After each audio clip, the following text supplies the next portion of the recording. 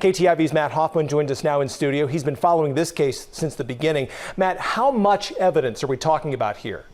Yeah, Matt, we're talking about a lot. Prosecutors turned over 327 line items worth of evidence. Many of those items are multiple page reports, security camera videos, and even location data.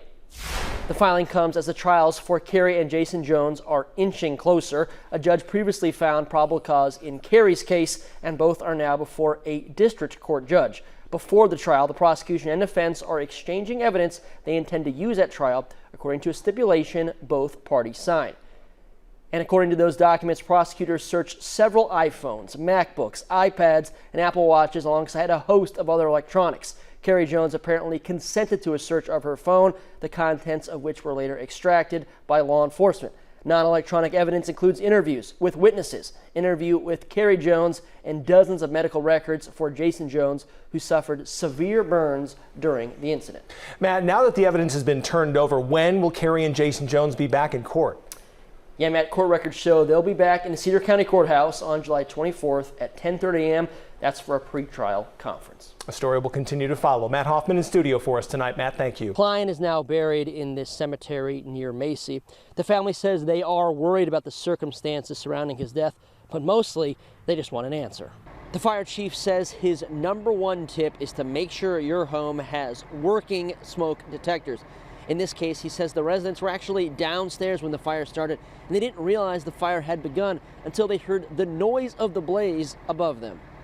If the city would like to keep its own police department, that would also be an added cost. The mayor says the city would have to raise salaries in order to remain competitive with other nearby law enforcement agencies. Police headquarters in downtown Sioux City, a spokesperson says 4 out of every 10 street drugs is laced with some kind of other substance, whether that's xylazine or something else. People were briefly hospitalized after a fire damaged several homes late last night in North Sioux City, South Dakota. But the more astonishing story might be the survival of Lola, one family's dog who survived the explosive fire and was discovered in the rubble this morning. KTIV's Matt Hoffmann was on the scene last night and went back today to bring us the latest.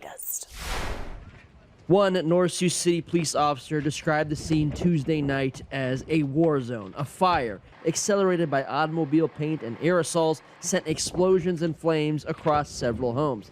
Somehow, a family dog, once presumed dead in the fire, was found alive the next day in the rubble. We found out today that it did survive, and we went down into the home and got it out of the basement.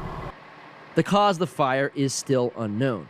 The chief says the 2 people who were taken to the hospital are now being housed by the Red Cross. Firefighters from North Sioux and Sergeant Bluff responded to the fire shortly after 11 o'clock Tuesday night. But firefighting operations stretched well into Wednesday morning. The fire chief says his #1 tip is to make sure your home has working smoke detectors. In this case, he says the residents were actually downstairs when the fire started, and they didn't realize the fire had begun until they heard the noise of the blaze above them. The amount of flammable material that was around the house, we had a lot of flammable liquids exploding. I think paint products and things like that. Ultimately, 2 homes were severely damaged, and at least 2 others suffered damage to their exteriors and possible water damage from the department's efforts to put the fire out. In North Sioux City, Matt Hoffmann, KTIV News 4. Last year, a baby was removed from its family in Macy, Nebraska, and later placed in foster care in Council Bluffs, Iowa, where he died. The family says it's having a hard time getting answers as to how and why the child died. KTIV's Matt Hoffmann spoke with the baby's great-grandmother, who says the last time she saw the baby was when he was removed from his home and taken to foster care. Anthony Klein died on November 13th, 2022, just after his first birthday. His great-grandmother says he'd been placed in foster care for about 10 months at the time of his death.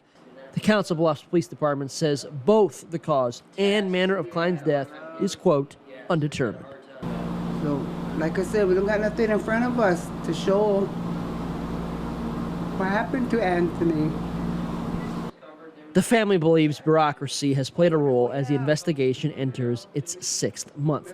Klein was first placed with a family member in Dakota Dunes, South Dakota, but ended up in a foster home in Council Bluffs, Iowa, across state lines from his home in Nebraska. Police say the death certificate was just signed on May 5th, after an autopsy from the Iowa State Medical Examiner. And they're taking forever to let us know what's going on. We got every right to know what's going on with that little guy. Klein is now buried in this cemetery near Macy. The family says they are worried about the circumstances surrounding his death, but mostly they just want an answer.